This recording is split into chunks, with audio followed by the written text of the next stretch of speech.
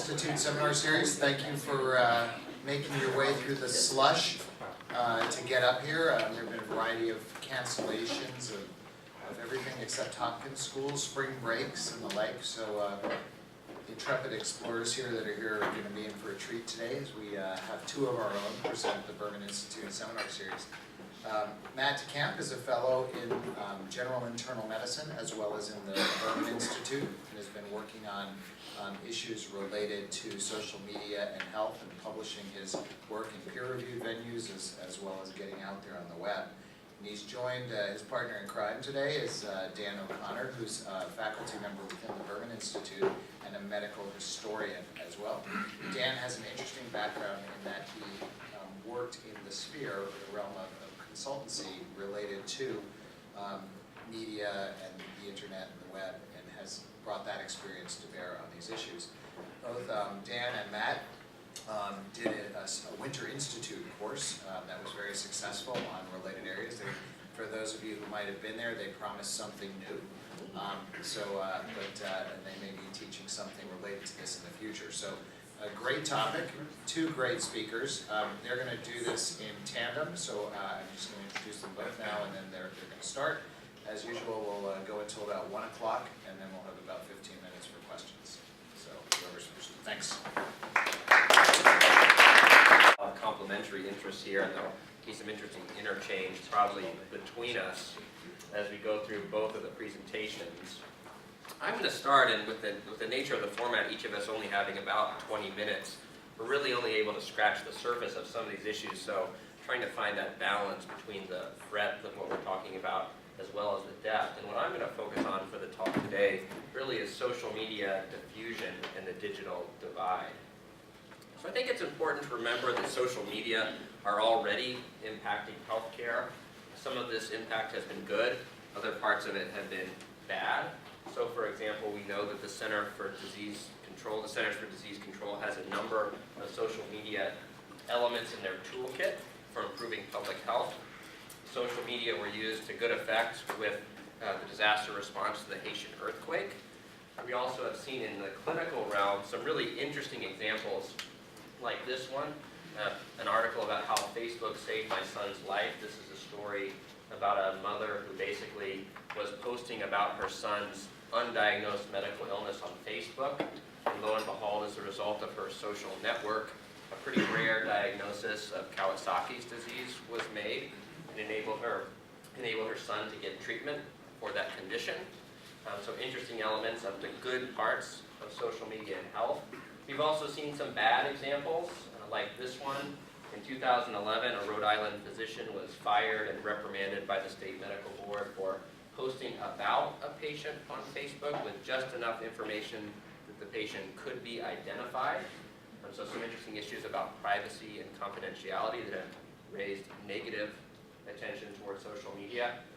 And then these have been followed up, these anecdotes have been followed up with more systematic studies looking at, in general, the posting of unprofessional content by medical students and physicians on various social media, social networking websites like Facebook, like Twitter. And some of these interesting studies, they basically take the incoming class of medical students and just review their Facebook pages and see the content that's being posted. So the good and the bad, and I think this is becoming more well known that there are good and bad uses for social media. But the question really becomes, for whom? For whom is it good and for whom is it bad? It seems like every week across the wire, so to speak, although increasingly I guess we don't use wires, you learn of a new example of how social media are causing physicians and patients to interact. This one came, I just learned about it last week, it was in the New York Times. It's interestingly called Sherpa. I'm not sure what that exactly means, but it's basically a business model where they offer businesses the chance to pay in for a service, which they then give the employees of that business 24/7 access electronically to some number of the 100 physicians that participate in the Sherpa website. So benefiting whom? It's for you, it's for your business, it's an interesting business model. Importantly, of course, it does not replace the advice of your personal physician, even though you have the 24/7 access and can talk about symptoms and what might be going on. An interesting example. But again, the question here is not the details really as much as the question is, for whom is social media, or social media a good or a bad thing? So that leads me to what I want to put forward as a central claim today for us to talk about.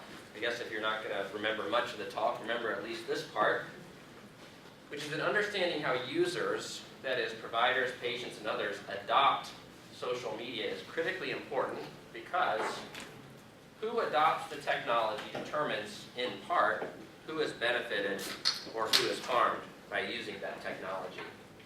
And this is an issue of distributive justice, particularly within the context of the digital divide, that is, unequal access to internet and other technologies that we seem to know as being a fact about the way our society is structured. So this is the central claim that I want to explore really only over the next 10 or 15 minutes.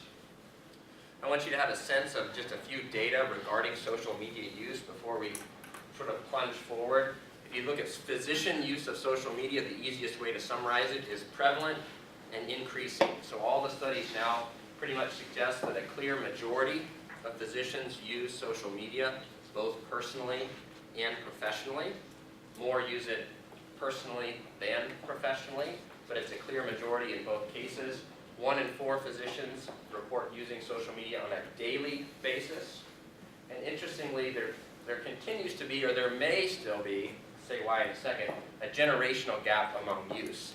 So the actual numbers are not critically important here. I'll just read them out to you. Basically, it shows that more than 90% of medical students use social media regularly versus attending or practicing physicians, more on the order of 40%. These data are actually, if you look back probably from 2007, 2008, and this wave, of course, will be changing over time to change this, but nonetheless, there remains a bit of a generational gap about social media use. If we turn to patients and how patients and consumers and others use social media, I think some parts of the data tend to be reassuring for classical ethical issues that we think of regarding social media. So for example, professionals are still the main source, the #1 source of information online is still a professional. It's interesting that if you look and ask patients and others why they use social media, it's tended to be used more for support and less for medical advice, so less the direct asking of, here's a symptom, what's the problem, and more for support in sort of ways that perhaps are overlooked or come not easily in an interpersonal setting, so more often used for support. And there's actually, this is an aside, an infrequent use of these doctor rating websites. You'll hear about ratemydoctor.com, and this causes quite a stir among professionals, but it turns out less than 5% or so of patients actually contribute or even use information from these sites. So some interesting facts there that I think are reassuring. Others are concerning. So we know, for example, that wireless device use is rising, but oftentimes the content that comes across the internet is not tailored to those devices, raising the question of how we're tailoring the content, and is it tailored to the format that individuals tend to be using. We know that from certain studies that younger users trust the internet roughly equivalent to providers. So it's interesting that younger users seem to be placing just as much trust as their social network, as the individuals they interact with online, as they do their providers, at least when you're asking them along the same metric. And lastly, this is what I'm most concerned with because it relates to the digital divide. Individuals with disabilities, the elderly, Spanish speakers, and households that earn less than $20,000 per year remain statistically less likely to use or have access to the internet. So this is that element of the digital divide where we still know that there are disparities in the way in which individuals access the internet. From these facts, you can imagine, and I've hinted at a few of them, a number of ethical issues that arise. Privacy and confidentiality, that was the Rhode Island case. How do you maintain privacy and confidentiality online? Issues about professionals maintaining a divide or not between their personal and professional identities. When they're on Facebook, some of whom individuals will have 2 Facebook pages, one for their personal life, one for their professional life. Questions about whether that's a good idea or not. Many people have concerns about the veracity, the truthfulness of the information that's found online. Issues about reporting unprofessional behavior. So for example, should we expect that I as a physician am obligated to report misconduct that I see online or on Facebook from other physicians? One area that's been of interest to me is conflict of interest. This is a topic that I think reaches across medical education, practice, research, etc., and how do conflicts get disclosed on a social network site. In social media, it's very difficult to imagine disclosure within some of these media because of the brevity, for example, with Twitter. And lastly, of course, this question about the digital divide based on those facts that I alluded to with the unequal access.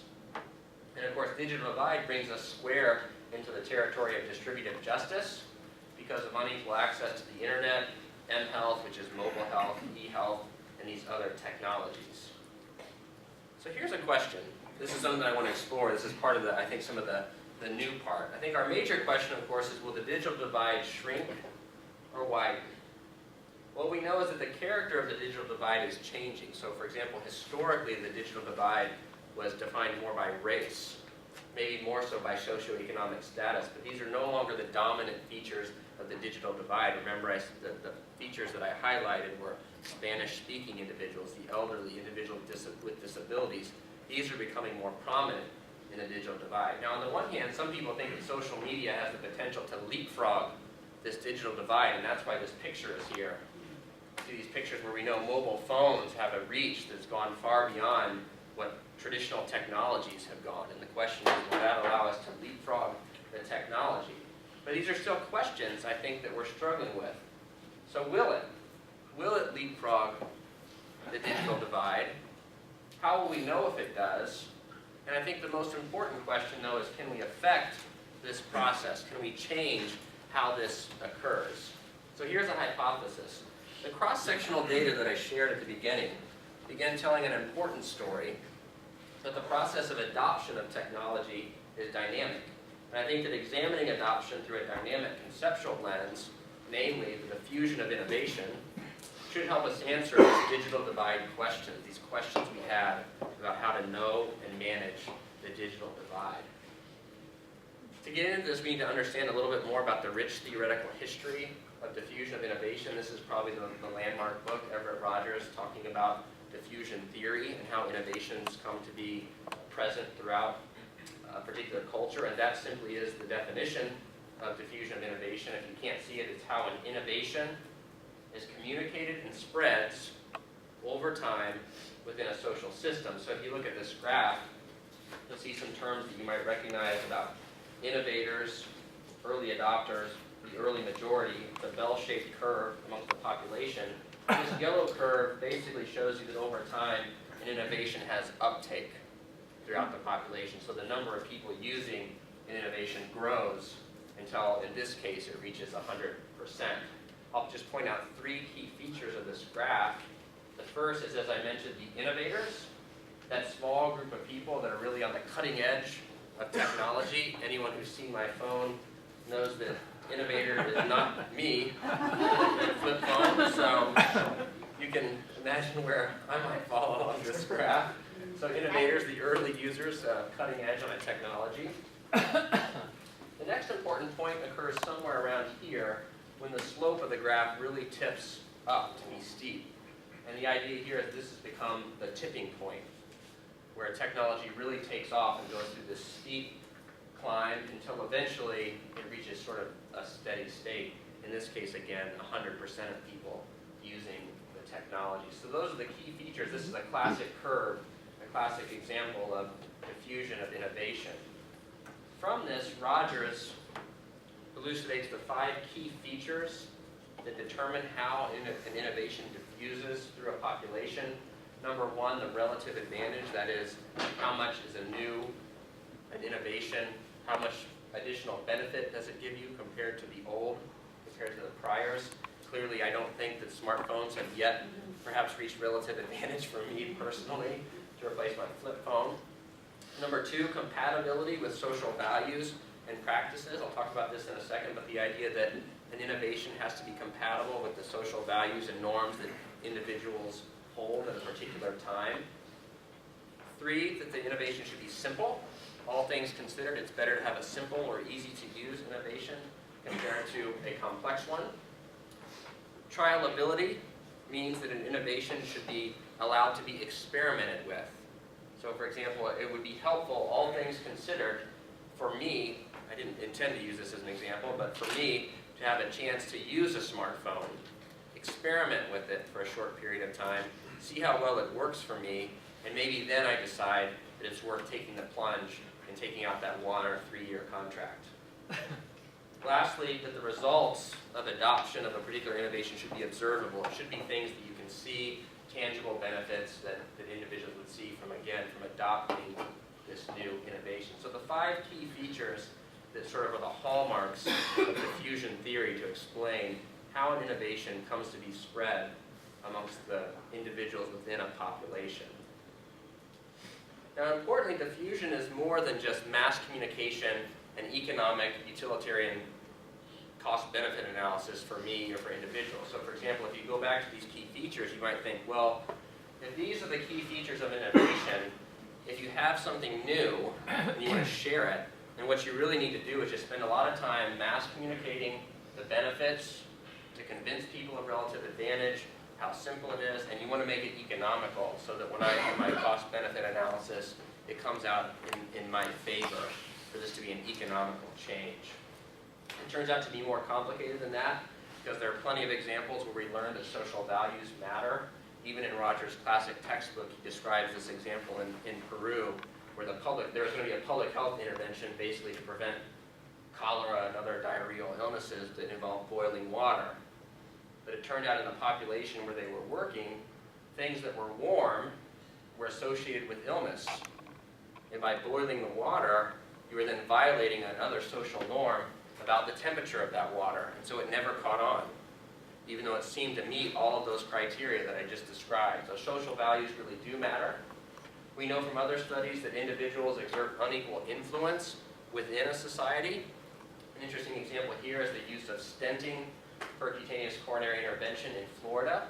It turned out, looking back at how the use of stenting spread throughout Florida, was really dependent on the presence of physician stars, defined as physicians who went to a particular top-tier residency program. You could actually predict where stenting was used and how it caught on based on these physician stars who exerted an unequal influence across the social network. And finally, not surprisingly, marketing can be critical to this. And this has been shown, for example, in historical cases such as tetracycline, where you can basically explain the diffusion of innovation through the use of pharmaceutical and industry marketing of a particular product. So all this is, again, just to suggest that diffusion is much more than mass communication and economics, some interesting features of the theory that I think are important. Now, the key insight, I think, if we were to apply diffusion theory to the adoption of social media for health in the context of the digital divide, is that diffusion theory should provide testable predictions, not just a description, but testable predictions about who will adopt an innovation and when. And this is captured here by the technology acceptance model, the details of which are not entirely important, but you can see, in essence, the idea is that external factors, through some intermediaries, basically determine whether an individual uses a technology. Intermediaries being perceived usefulness, ease of use, some of the features that I talked about, attitude, intention to use, and so on. And I think it's particularly important because diffusion theory should be able to tell us which external factors influence the process of adoption and how. And why does this matter? It's important to step back to the diffusion theory context. Why do we care about these external factors and how they might influence the process of adoption of a particular innovation? Well, it might be obvious from the graph, but if it's not, it's important to recognize that these groups that I described are composed of different people. And this is why it matters from a distributive justice standpoint, because these groups are often composed of different people. So if it were the case, for example, that the laggards group here, the group that's described as laggards, happen to be all Spanish speakers in the setting of a digital divide, you have a period of time where an identifiable group or population is not benefiting from a technology the way that others are within the society. So it's because these groups are composed of different people that we can connect diffusion theory over to distributive justice. So here's an example. what if we imagine a new social media application for Spanish-speaking adolescents, and we called it type1diabetesjournal.com. And one reason why we want to focus on adolescents is that this is a particularly troublesome time for individuals with type 1 diabetes. They often fall through the cracks, so to speak, as they go from pediatric care into adult care. And so it's a critical time. It also happens to be a critical time, of course, where individuals are using social media technologies in an interesting way. So we could step back to our diffusion theory and think about the domains of diffusion, the key features, facts we might know about the population, and then perhaps we could make a prediction about adoption that would allow us to tailor the intervention to this particular group. And I'm only going to focus on two of these since this is really meant only to be a hypothetical, an example for us to think through. So if we started with relative advantage, we might think about this population, this group, and say, well, they tend to be wireless users. It might be interesting to know whether they're wireless users who maintain a single contract, or they use those temporary throwaway wireless phones. That could complicate matters, right? And we know that they have unequal internet access. So we have to make some predictions about adoption that however our intervention is designed, it would need to address, need to be tailored to this particular group's facts about their wireless use. Facts that in many cases we probably still don't exactly have, in spite of the data that I showed at the beginning. Suppose we came down to compatibility with social values and norms. It's here where I think in the adolescent group, it's really important again to point out this high trust within the social network, nearly equivalent to that of physicians within the social network. And so it could be, for example, the upshot is that we don't target this particular social media intervention via their physicians. I think that could probably be a default position we'd all think about as well.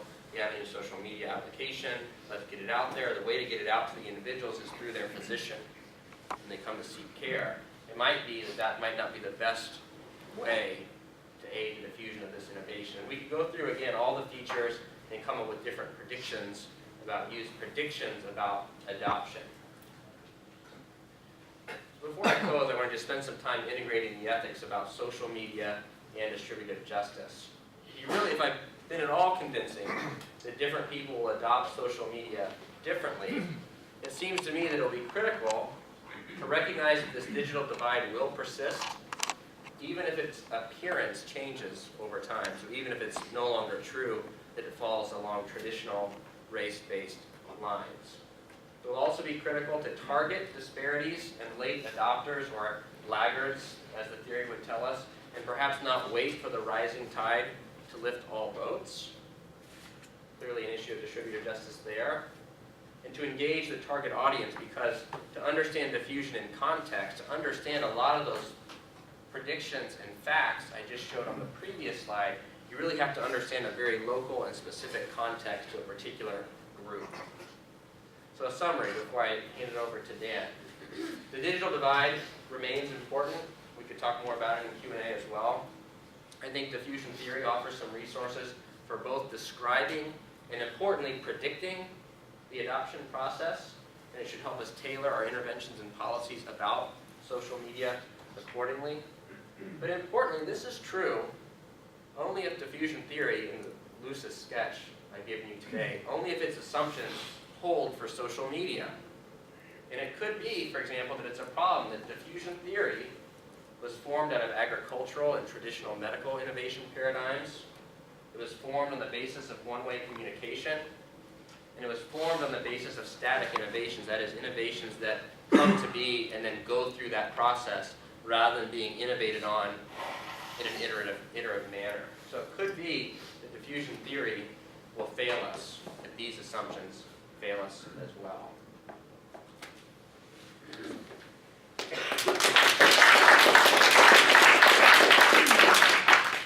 Sorry, I'm just sending a tweet. I'm serious. Because I tragically am an early adopter, which means I spent all my life desperately wishing I was an innovator. It's the anxiety of technological adoption, which is one I might actually be talking about today. What I'm actually genuinely going to be talking to you today about is social media history and the ethics of technological adoption.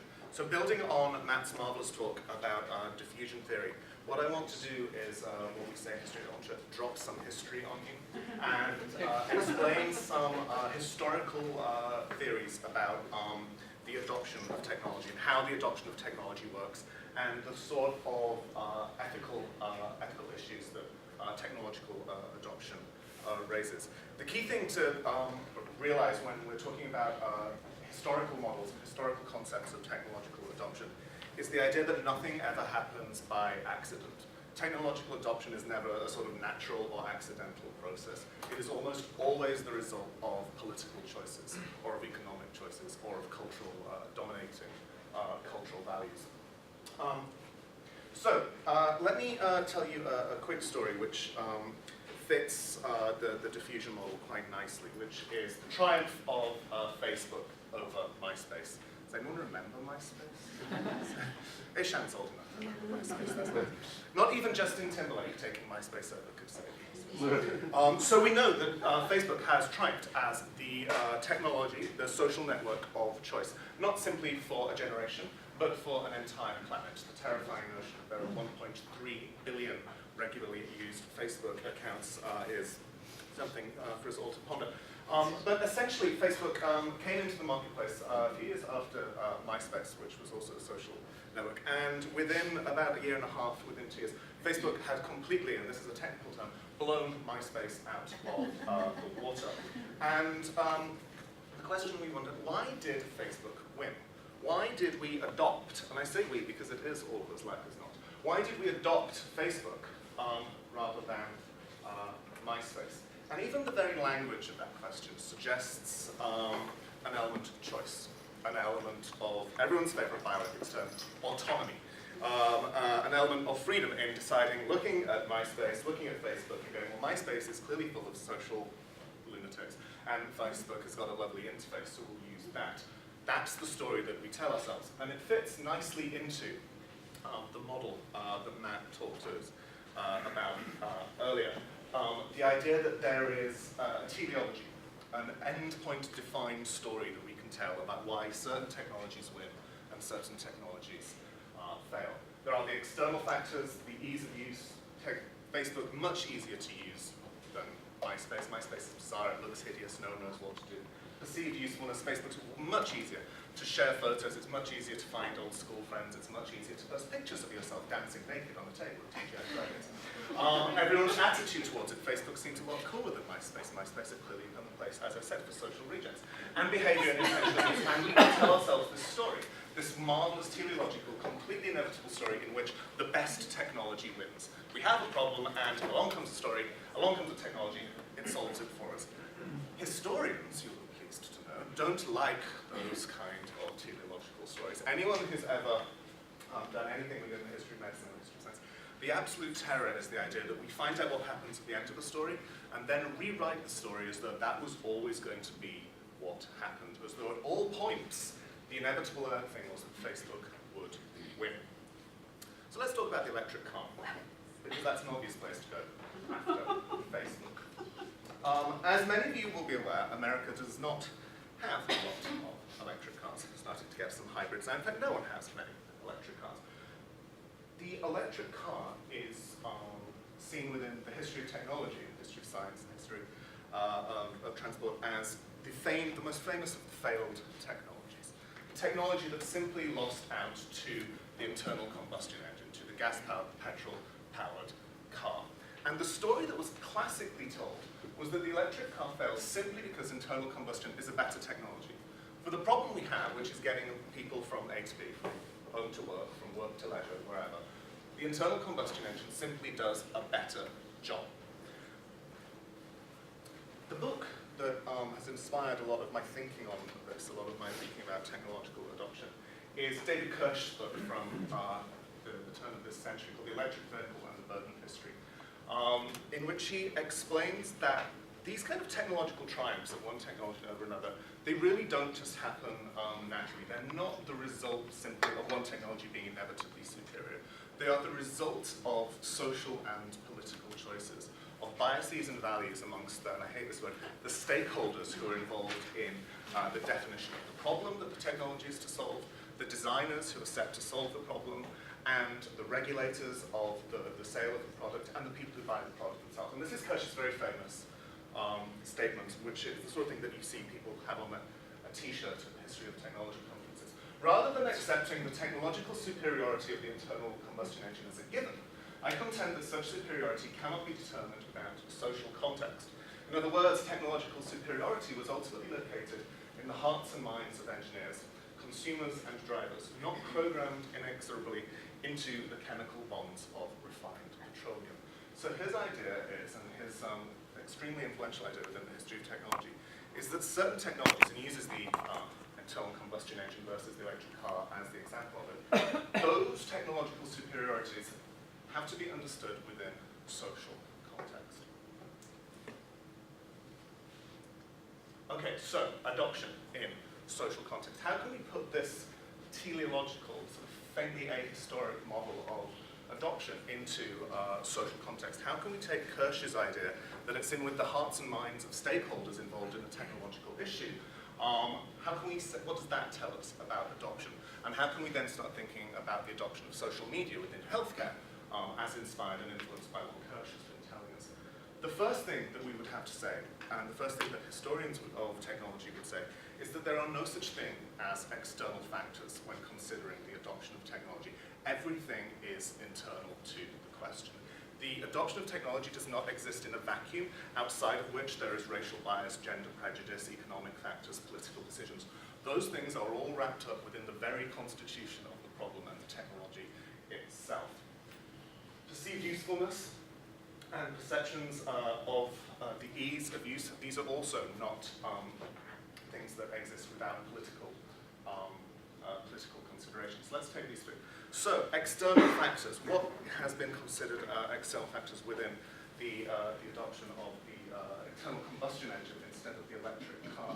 The idea that Kirsch critiques is that things such as the easy availability of petroleum was considered an external factor. The massive amount of research money that oil companies put into the development of smaller and more portable internal combustion engines was considered an external factor. The complete dearth of the American railway network, particularly outside of the Northeast Corridor, was considered an external factor. All of which were things that seemed to make it seem that if you want to get from A to B, the best solution is an internal combustion engine because, and here's the crucial thing, it was really hard to find somewhere to recharge your electric car. The batteries weren't easy they weren't cheap to manufacture, and they were certainly not cheap or easy to recharge. Kirsch's idea, and hopefully it's clear now, is that each and every single one of those external factors is the result of a set of political and historical choices that have developed over a period of time.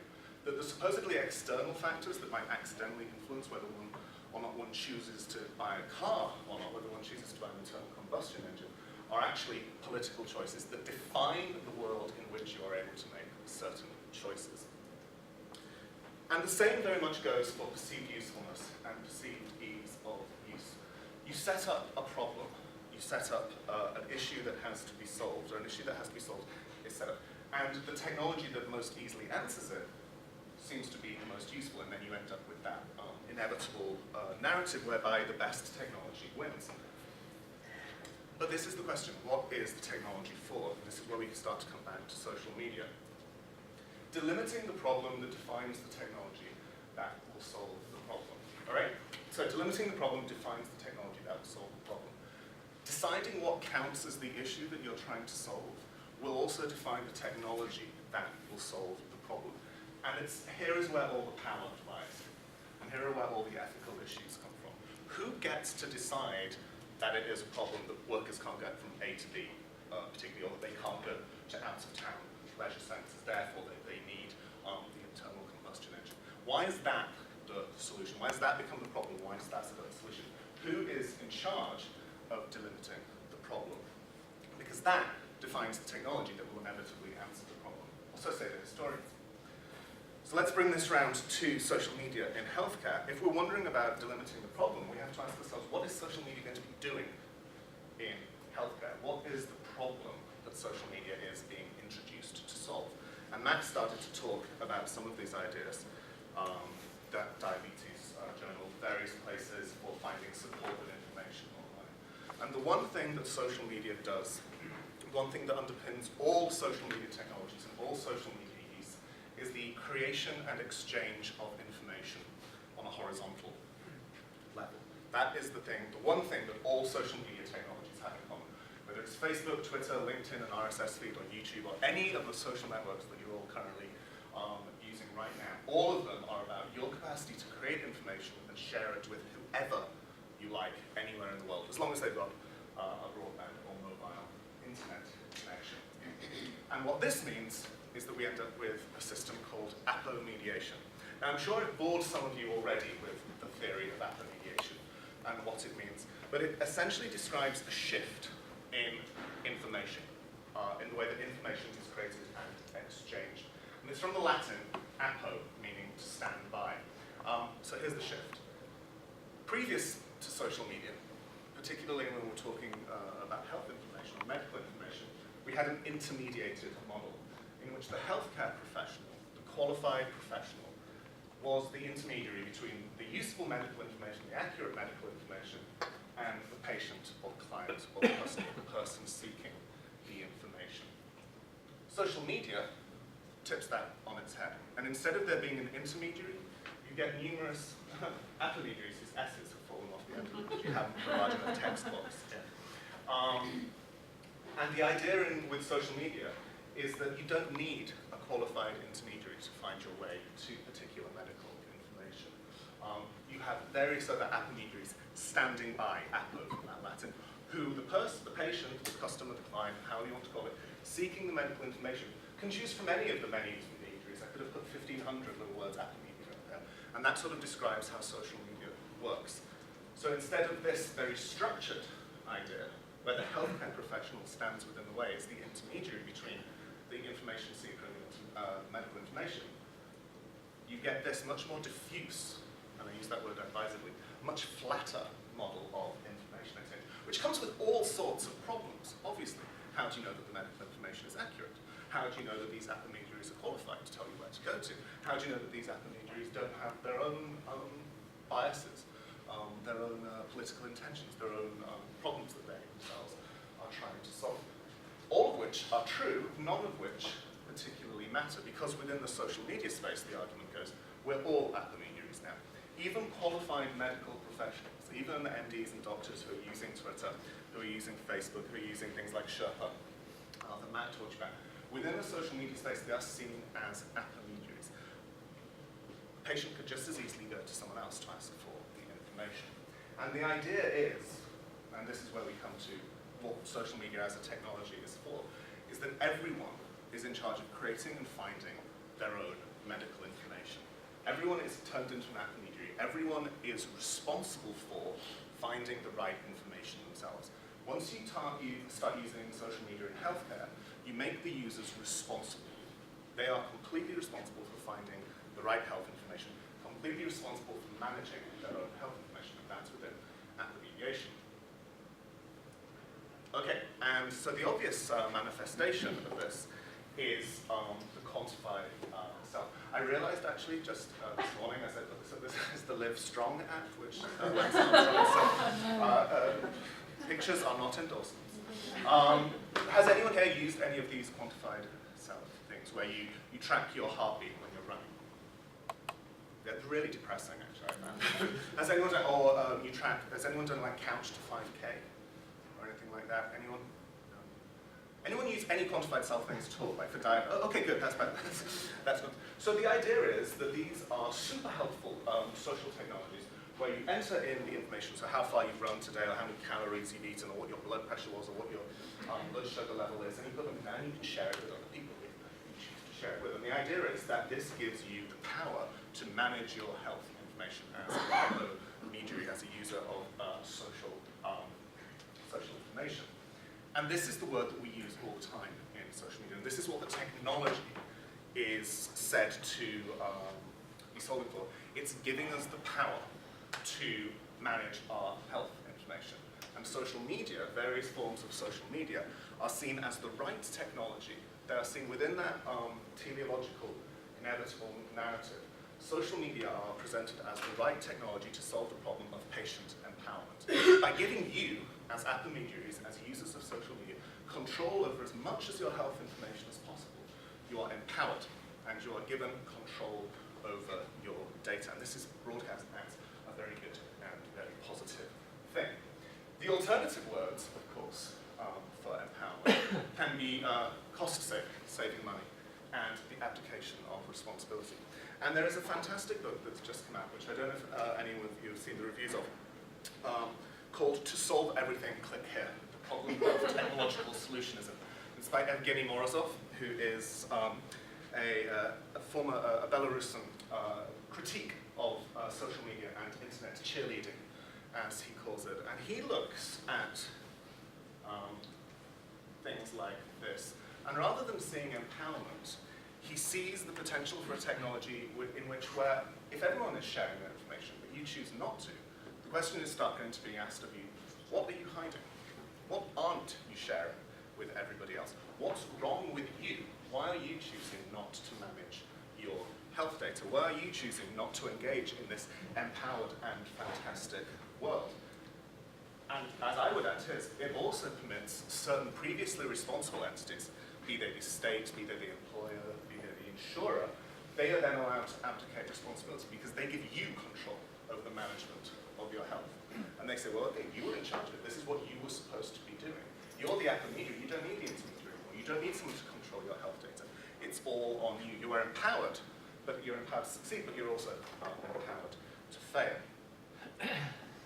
And so, to bring it back to the history of technology, another famous technological history book, Technology and Choice by Follett and Stein, has this noted quote: "Each technology carries with it human values, biases, and flaws. Each technology presents choices to designers, manufacturers," let's just say exploiters, I'm sorry, or exploiters sounds very internet, doesn't it? "Users and regulators, and their decisions in turn are affected by values, biases, and flaws." Now, Matt talked a lot about the digital divide, and within this critique of technological adoption, the digital divide is seen as something that we have to solve. The digital divide is seen as a problem. The fact that Spanish-speaking and disabled people don't have access to social media and aren't able to empower themselves is seen as a problem that needs solving. And the inevitable teleological story is told that we must make sure that they have access to social media. Historians of this period, in 50 years' time, will perhaps ask, why have we decided that lack of access to social media is a problem? Why have we decided that people have to be able to control their own health data, have to be able to surf the web wherever they want, have to be able to quantify, monitor, and survey themselves? What is at stake? Who has made that decision? Why is it now, why are we saying, okay, we've got to get all these Spanish-speaking disabled people over the age of 80 on Facebook or on to Sherpa? What is the point of that? Why are we not providing for them the healthcare that they actually have expressed desire to have? If there's no expression of desire to have it, why are we insisting that this is the particular technology that they have to use? And that brings us back to the electric car. The story of the electric car is that there was actually a lot of desire for the electric car. People liked the electric car. It was quiet, it was clean, it was actually in some cases cheaper to run independently. But the choices were taken away. Gradually, political decisions were made. Companies ceased to produce them because finance stopped investing in electric car decision. And you didn't have the choice. The choice was taken away from you. The only option became the internal combustion engine. And so this is the issue that we have with social media. Social media is fantastic. I love it. I've been working in social media for 7 years. I will live my life via social media. It's marvelous.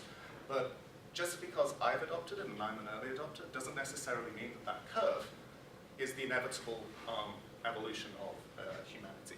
It's a useful technology, it's a nice technology, but there are other ways of describing the problem of allowing people to manage their healthcare. So, some final points.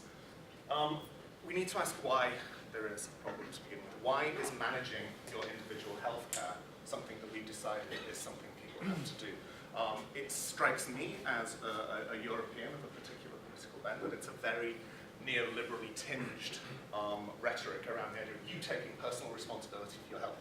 This is about you and how you decide to manage your health data. We the state, we the rest of society, we as, there is no solidarity here. This is about you doing the management yourself. So why is that considered a problem?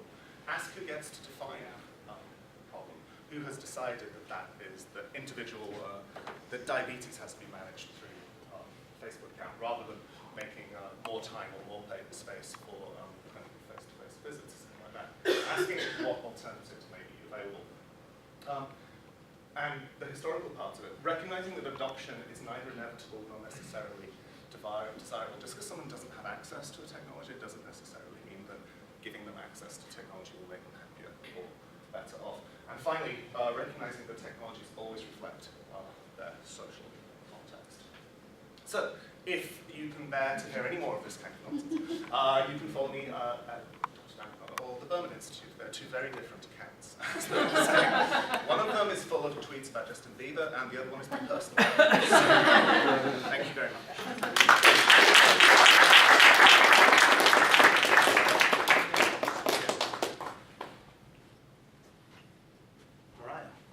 Thank you for an excellent set of complimentary talks. I'm curious about the choice to frame social media use in terms of problems and their solutions or tools and their uses as contrasted with, say, the search for meaning in one's life or experiences that you consume to get pleasure and gratification. Why is it all about problems? Or what are the advantages of looking at this subject matter from that perspective? I think when you talk about social media use in healthcare, it's almost invariably for problem solving. People use it to find information, or the problem that they have is that they don't have any information about what it might mean to live with a particular disease or a particular diagnosis. So it's definitely about people going out to actively seek information, typically. Within healthcare, I think that's a fairly convincing way of describing social media use. You're absolutely right. For other uses of social media, it's definitely about identity formation. It's about pleasure seeking. It's about enjoying exchanging information with other people. Within the history of technology, even those activities, though, can be cast as problem solving. The problem is you do not have a space in which you can actively express and create your identity. And you are able to solve it by putting up a Tumblr feed of cat memes about funny lolcats. It seems that, but it is, you can recast it in that way. And a lot of the history of technology is talked about, one of the great ones is about autobiography as a technology. Autobiography would seem, in what you've said, to be about the creation of identity and about the pleasure of finding out who you really are and being able to manage your own personal story. But it's still a technology for solving the problem of presenting yourself to the world in a particular way that people have to engage with. But I think you're right. You can look at it both ways. Gail? So, like Mariah, I want to thank you for great talks. And in the spirit of full disclosure, I, like Matt, I'm a laggard. I got a smartphone about a month ago, and I hate it every day. I miss my flip phone. No longer a laggard. So they need a better way. Even that the whole thing is value laden. It's like innovators, early adopters, laggards. I think it should be like coolly late to the party. That's what it should be. Yeah, couldn't care less. Sorry. So my question really is about, I don't know if it's a question. There's a real difference to me between obtaining information and sharing information. So when you put up those, I forgot what you even called them.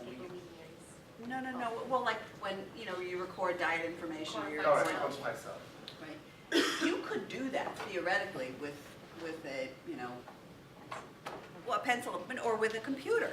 Absolutely. I mean, there are other, and you could, and I use the internet. I Google health information all the time to obtain information, and I think there's computer use for tracking information. But to me, that's different from. To me, this is about sharing information more than it is obtaining information.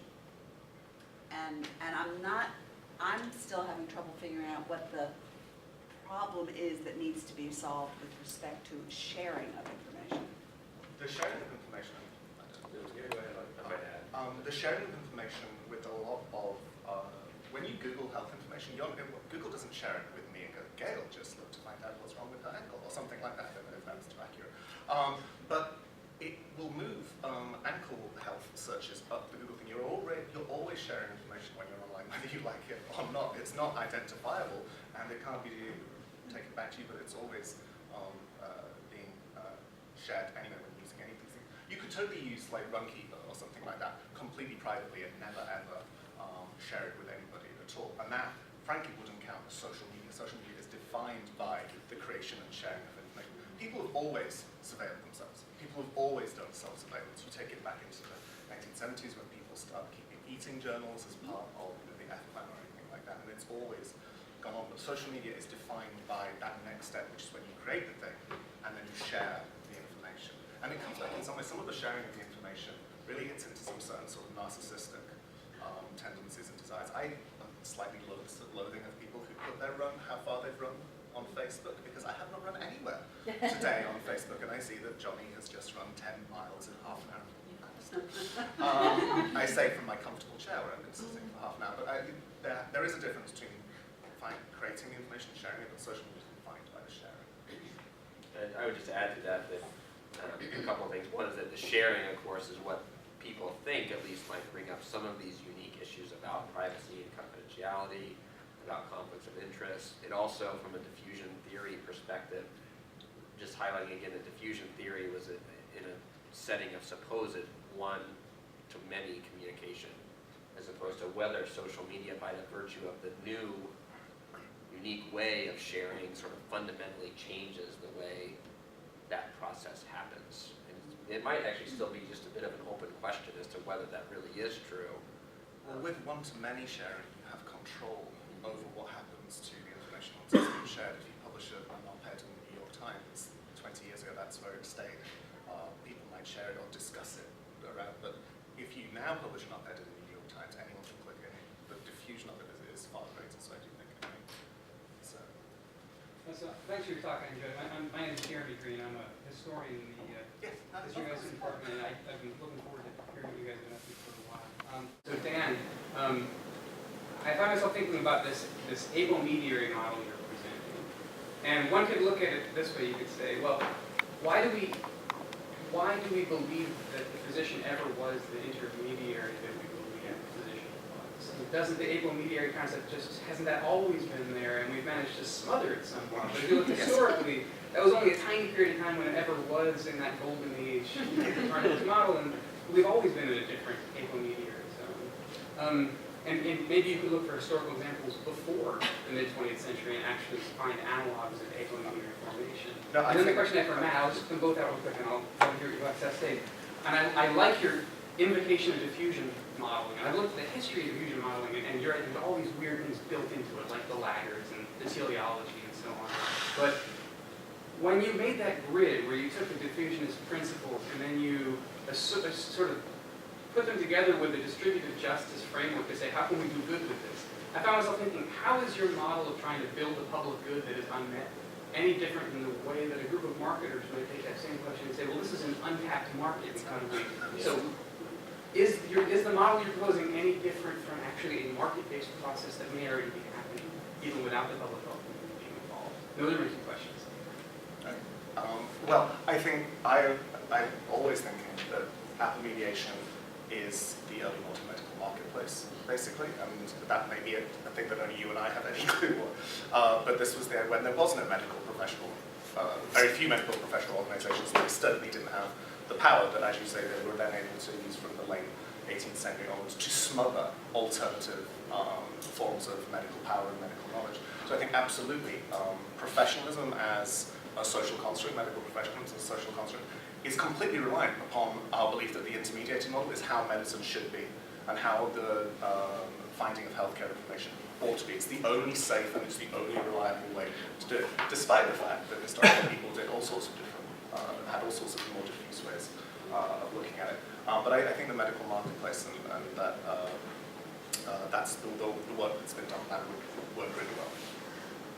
Yeah, Jay, I think the short answer to your question, which is a really good one, is that it doesn't really have to be different than the marketing type approach. If you wanted to say anything that is different, you would perhaps, I don't mean to invoke teleological language, I'll say why in a second, but you would invoke the end. Is that the end of what the need you're trying to meet, if you took the digital divide and distributive justice seriously, that end would be different than a pure marketing-based approach. But I will say that one of the clear areas of connection between our two talks, and I think between the way we think about it, is that from my perspective, part of the problem is that we're boxed in by the context that sort of takes distributive justice and the digital divide questions off the table at the outset. So it could be that those approaches, if I filled out all the details, are always going to either fail or always be 2 steps behind, because we've not stepped back in the way that Dan has suggested and looked at the broader context of who defines the problem at the outset. I just wanted to follow up on Gail's point in terms of sharing. You know, Gail may not be sharing information except as it relates to the Google, but the sharers all want her attention, right? So that it's still sharing and competing for you in a way that going to a journal article is very different, right? So WebMD buys a place on Google that's at the top rather than going to NEJM or something like that. So it's all sharing, but very different from the different stakeholders' Right. perspectives. Absolutely, and just there's all sorts of fascinating work about where people look on Google, where their eyes go, and it used to be that they would go to the very top searches, but now everyone knows enough to know that those top searches have either been gamed or been paid for, so everyone goes to like 3 or 4. Social death, I'm going to page 2. If you end up on page 2 of Google, you may as well not exist. Actually, you're actually dead. It's very sad. Yes, very stimulating discussion. I want to ask about the influence of social media on decision-making in the medical sphere compared to human-human interaction. Social media is new. We've evolved over millennia to read both verbal and nonverbal cues in our interactions with people. Is there any evidence for the influence of social media in medical decision-making versus direct human-to-human contact? Yeah, I think that part of it, that's an open question. I think that it might be too early to know.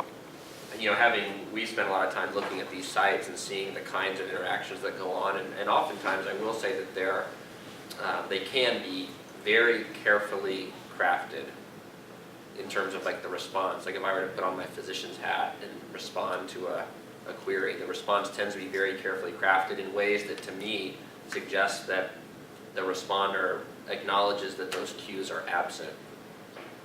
You know, and that sort of changes. Now, that argument said, there are plenty of examples the other way too, but I think maybe that's just evidence for what you're describing. You were gonna. Yeah, It sounds like a Sherpa project, right? That might be an important thing to look at as it relates to who actually then goes to a real.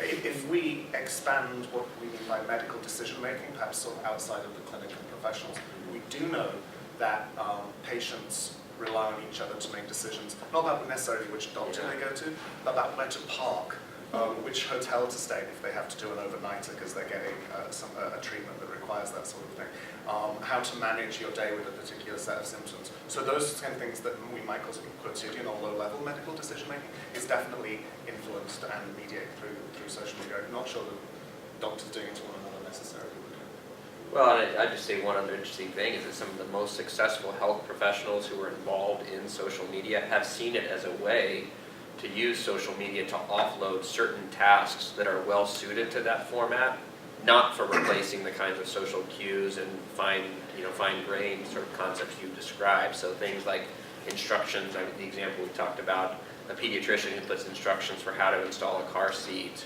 or sort of information-based things that are well suited to that media format. Well, great. Please join me in thanking